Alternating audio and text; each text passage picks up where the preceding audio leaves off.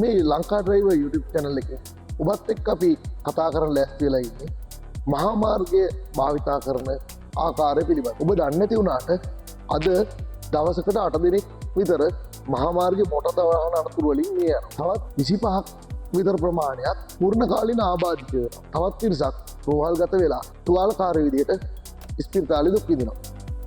ඒත් එක්කම මේ අනතුරු වලට භාජනය වෙච්ච පිරිස වගේම පාර පාවිච්චි කරන ක්‍රමවේදය වැරදිලා බොහෝ දෙනෙක් පොලිසියේ ඉදිරියේ වරදකාරයෙක් වෙලා උසාවියේ පොලිසියේ රස්තියාදු වෙනවා.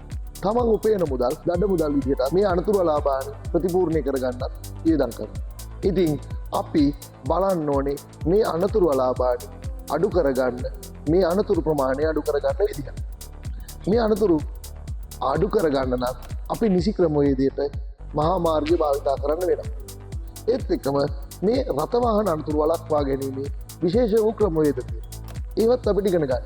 මෙන්න මේ දේවල් ඉගෙනගෙන අපි හරියාකාරව මහා මාර්ගය භාවිතා කරනවා නම් අපිට පුළුවන් මේ අනතුරු වළක්ව ගන්න. බොහෝ අය කියනවා අනතුරු වළක්ව ගන්න බැහැයි. අනතුරු වළක්ව ගන්න බැහැයි කියලා අපි හිතනවා නම් අපිට කවදාකවත් බෑ අනතුරු වළක්ව ගන්න.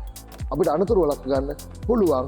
ඒ අනතුරු වළක්ව ගන්න අපි පෙර සූදානමකින් ලෑස්ති වෙන්න ඕනේ. මේ ලංකා ඩ්‍රයිවර් YouTube channel එකේ අපි බලාපොරොත්තු වෙන්නේ මහා මාර්ගය භාවිතා කරන නිසි ක්‍රමවේද අනතුරු වළක්වා ගැනීමේ විශේෂ වූ ක්‍රමවේද ඒත් එක්කම මහා මාර්ගය භාවිතා කරන මෝටර වාහන පනතේ නීති රීති පිළිබඳව දිගින් දිගටම දැනුවත් කරන්න.